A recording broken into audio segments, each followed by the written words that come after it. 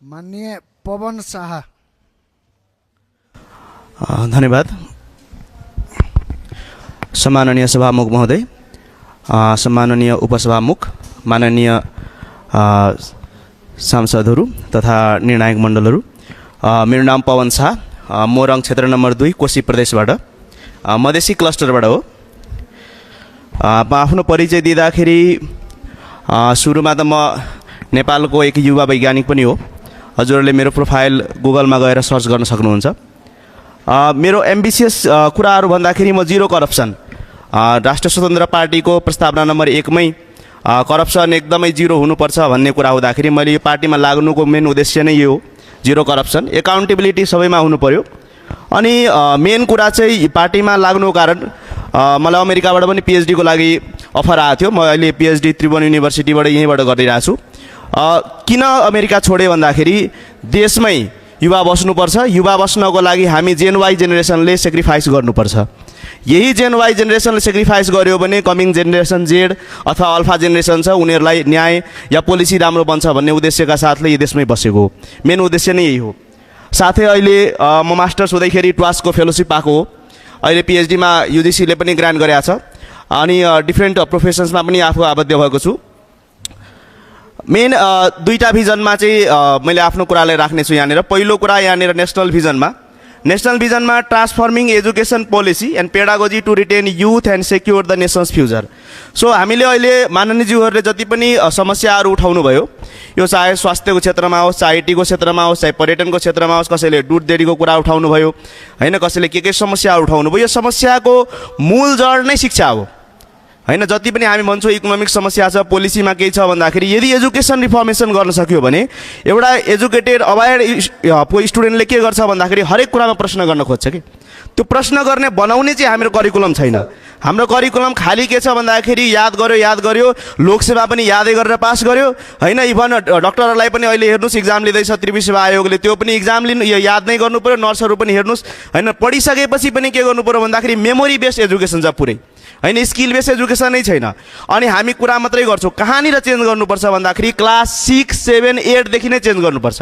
Class 6, 7, 8 देखि नै करिकुलममा revolution ल्यायो भने आज यति समस्या हामी जे बोल्दैछौँ त्यो सबै समस्याको 90% सोल्युसन हुन्छ हैन। 90% सोल्युसन भइहाल्छ। एक्सेप्ट एकाउन्टेबिलिटी र करप्सन रोक्यो भने 90% प्रब्लमको सोल्युसन भनेको करिकुलमको चेन्जेस हो हैन। सो त्यसमा म बेसी फोकस गर्न चाहन्छु। साथै अर्को कुरा रिसर्च टेक्नोलोजी इनोभेसन स्टार्टअपमा त नेपाल सरकार हामीले थाहा पाएकै हो कुरा हैन। यो रिसर्च स्टार्टअप टेक्नोलोजी हैन, यसमा सरकारको कुनै पनि लगानी सुन्न त चाहनुहुन्न हैन। सो हामी जस्तो युवाहरू चाहिँ right men at right place हुन आवश्यक नै रहेछ। सो यो दुईटा कुराहरू चाहिँ नेसनल भिजनमा परेका छन् मेरा। अब पहिलो एजेन्डाहरू चाहिँ के गर्ने भन्दाखेरि अब नेसनल भिजन त भयो, करिकुलम भन्नुहुन्छ त करिकुलममा के गर्ने भन्दाखेरि पहिलो कुरा मार्केट र इन्डस्ट्री निड्स अनुसार हामीले के गर्नु पर्यो भन्दाखेरि करिकुलमलाई डिजाइन गर्नु पर्यो। हामी करिकुलम कपी पेस्ट गरेका छौँ सबै इन्डियाबाट अमेरिकाबाट जति पनि हाम्रो नेपालमा करिकुलम छ, क्लास भनौँ न नर्सरीदेखि प्ले ग्रुपदेखि जति पनि छन् सबै कपी पेस्ट हो हैन। आफ्नो माटो अनुसार हाम्रो नेचुरल रिसोर्सेस कति छ, हाम्रो पहाडमा के पाउँछ, हाम्रो तराईमा के पाउँछ, यसको अनुसार केही पनि करिकुलम छैन, केही पनि करिकुलमै छैन। सो मार्केट निड्स हैन, हाम्रो रिसोर्सेस के छ त्यो अनुसारले केही पनि छैन हामीसँग। सो करिकुलम बनाउँदाखेरि हामीले के ध्यान दिनु पर्यो भन्दाखेरि हाम्रो नेपालमा के एभाइलेबल छ त्यो अनुसारले हैन। टेक्निकल हाम्रो सिटिभिटीको कुरा गर्छौँ, सिटिभिटी र एउटा तपाईँको प्राविधिक धार छ, प्राविधिक धार असफल भइसक्यो। पहिला लन्च भयो 2-4 वर्ष, त्यसपछि अहिले स्टुडेन्ट नै छैन। सिटिभिटी एक्सेप्ट मेडिकल सेक्टर बाहेक सिटिभिटीको काम छैन। म पर्सनली भन्दाखेरि सिटिभिटीमा मेडिकल बाहेक अरू कुनै पनि राम्रो प्रोडक्सन गरिरहेको छैन। त्यसै गरी हामीले के गर्नु पर्यो भन्दाखेरि रिसर्च ओरिएन्टेड एजुकेसन। हामीले के गर्छौँ भन्दाखेरि ब्याचलर 4th इयरमा गएर प्रोजेक्ट वर्क गर्छौँ, मास्टर्समा गएर थेसिस लेख्छौँ, त्यो थेसिस कता जान्छ थाहा हुँदैन हैन। रिसर्च भन्ने कुरा हामी गर्दैनौँ। +2 लेभलदेखि नै रिसर्च गर्न सिकाउनुपर्छ, त्यो करिकुलममै हुनुपर्छ। लोकल लेभल युनिभर्सिटी र इन्डस्ट्रीको कोलाबोरेसन। तपाईँलाई थाहा छ हाम्रो के भन्छ भन्दाखेरि हाम्रो प्रणालीले कि घर घरमा Singhadurbar, local government is not responsible for youth after +2। तपाईँ 12 कक्षा पछि जानुहोस् केही कुराहरू लिएर के भन्छ स्थानीय सरकारले हाम्रोमा पर्दैन, स्थानीय सरकारले हो नि त एक्जिक्युट गर्ने सबै कुराहरू। सबै कुरा हामी भन्छौँ कि स्थानीय सरकारले गर्छ, तर स्थानीय सरकारले +2 पछि हो तपाईँको कुरा सुन्दैन सो यहाँनिर यो सिस्टममा ल्यागिङ छ, यसमा फेलियर भइसक्यो। टिचर ट्रेनिङ यो कुरा हामी गर्न जरुरी छ। डिजिटल ट्रान्सफर्मेसन यो हाम्रो आइटी सेक्टरबाट आइ नै हाल्छ यी कुराहरू। पोलिसी गभर्मेन्टले क्लियर गर्नु पर्यो 12 कक्षापछि विद्यार्थीलाई तिमी पढ्ने कि रोजगार गर्ने कि रिसर्च गर्ने कि बिजनेस गर्ने कि विदेश जाने, क्लियर पोलिसी ल्याउनु पर्यो। यो क्लियर पोलिसी यहाँनिर भएको छैन। सो यो नेसनल लेभलमा यी कुराहरूलाई चाहिँ आवाज एकदमै उठाउनुपर्छ। यसमा मेरा विस्तृत एजेन्डाजहरू पनि छन्, यहाँनिर सम्भव भएन 10 मिनटमा। लोकल भिजनमा अब प्रदेशबाट नेतृत्व गर्दाखेरि केही लोकल लेभल भिजनको कुरा पनि हुनुपर्छ। कोशी प्रदेशबाट भएको कारणले गर्दाखेरि एरोमेटिक हब बनाउनुपर्छ। प्रदेश नम्बर 1 एकदमै कोशी प्रदेश एकदमै जडीबुटीको एकदमै विविधता भएको के अरे प्रदेश भएको कारणले गर्दाखेरि एरोमेटिक बनायो भने कृषिको 90% प्रब्लम सल्भ हुन्छ, आई ग्यारेन्टी। सबै कृषक, किन भन्दाखेरि तपाईँको जडीबुटी तपाईँको बोट बिरुवाको के अरे पातबाट जराबाट जहाँबाट पनि एसेन्सियल ओइल निकाल्छ, सेन्ट बनाउँछ। त्यो सेन्टको यति एक्टिभिटी छ, कोभिड-19 पेन्डेमिकमा डिसइन्फेक्टेन्ट आफै बनाएको, डिसइन्फेक्टेन्ट के अरे सेनिटाइजर आफै बनाएको कारणले गर्दाखेरि एसेन्सियल ओइल एकदम एन्टिभाइरल प्रोपर्टी हुन्छ। यति हजारौँ हजार लाखौँ लाख रुपियाँ किलोमा बिक्छ। सो यो कोशी प्रदेशको लागि एकदमै कृषिमा यो रिभोल्युसन ल्याउनु छ भने एरोमेटिक हब बनाउनु जरुरी छ। यो मेरो आफ्नो भिजन छ। रिभर सिस्टम यहाँनिर बनाएको छु, इनलेट वाटर ट्रान्सपोर्ट। हामी कोशी प्रदेशमा कोशी रिभर हेरेका छौँ। कोशी नदी मात्रै होइन, सबै नदीहरू छन्। यी नदीबाट यदि हामीले इनलेट वाटर ट्रान्सपोर्ट बनाउन सक्यो भने यी इन्डियामा गएर मिक्स भएको छन् भारतमा। अनि यहाँबाट ट्रान्सपोर्टेसन कस्ट के हुन्छ भन्दाखेरि एकदमै लो हुन्छ। यदि ट्रान्सपोर्टेसन कस्ट लो भयो भने जे कुरा पनि हाम्रो नेपालमा एभाइलेबल छ त्यो हामी एक्सपोर्ट गर्न सक्छौँ। सो यो कुरा चाहिँ एकदमै जरुरी छ। अहिले इनलेट वाटर ट्रान्सपोर्ट भनेको हाम्रो कन्ट्रीमा छैन। यसलाई ड्रेनिङ गरेर ड्रेजिङ गरेर यसलाई बनाउन सक्यो भने यो एकदमै इफेक्टिभ हुन्छ।